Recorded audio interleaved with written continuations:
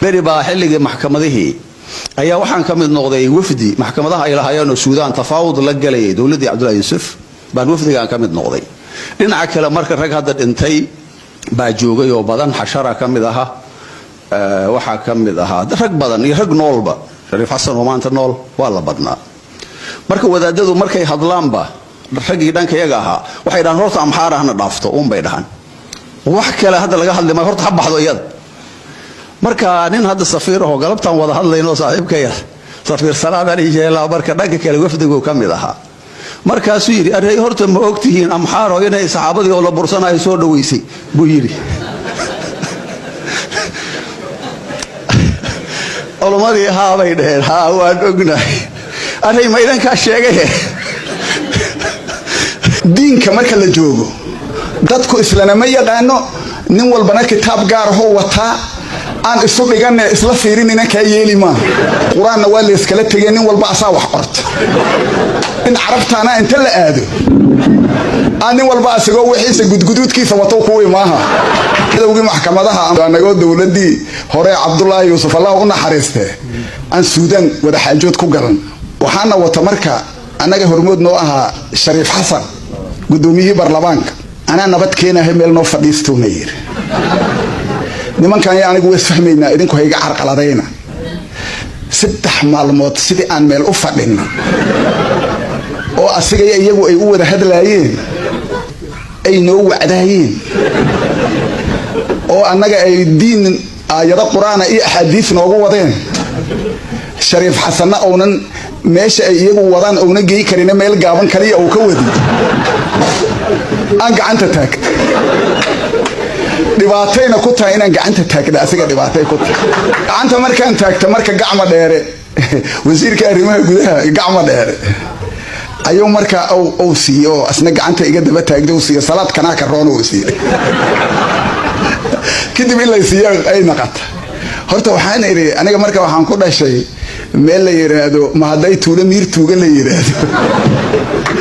tuuladaas marka madaxweyne Maxamed Siyaad Barra marka miir taqwa u baxshay asagoo tuugada la diiday markaasaan waxaan iri quraanka miir tuugi iyo ka carabta lagu barto horta hay islaamaanaan ama hal mar quraanka miir tuuga la dhageysan meeshaasan aan horta ka bilaabo markaasaan wax iska celin marka quraanka miir tuugi markaan uu akhriyo wala tulqu bi aydiikum ila tahlukati ani gacmihiina dhibaato ku doonaysiin ani ay waxay yireen sababul manzulku saas ma ahan markaasaan waxaan iri aayadu expired ma aha ee shalay kuwii ku soo degtay waaga dul saaranta kuwii shalayadna weegtiin idinku doodi markay meeshaas nooga bilaabat ayaa horta waxaan ka daba tagnay in ayna heshiis bala qaada karin ilaa ragana ku jira ma ogtaa ragan oo aan dhagooyaha oo hadda waaga diriray oo dagaalku kaliya inuu socdo rabo oo aan nabad Soomaaliya u rabin ayaa ku dhex jira bay dhaban qabsayna wax yaraan oo dhiman ka soo taga ay leeyeen waxay diideen in heshiis oo laba dhinac oo dhacyo si wax loo qaybsado marka waxaan rabaa diinta inaan ku hormaro oo aan wax yar ka ifiicawada إذا علماء رأى لي جانا قيسة إلا أنا مركان قرآن كأن فسره يا أيها الذين آمنوا اتقوا الله كما بلعب محايا العلماء لن أقول تاس علماء وحي قاركات به ويه وحرق حسada u daranay sheegi weeyii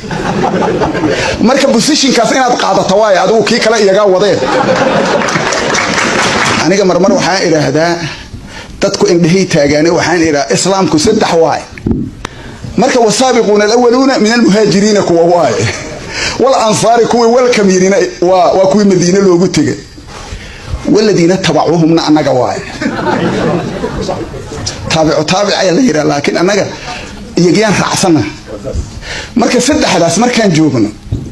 hadii marka walladina tabacuhum aan iskula jirno oo la raba in rasuulkii iyo asxaabtiisii iyo ansaartii la raaco yaa u horeeyay walladina tabacuhum waay yaa u horeeyay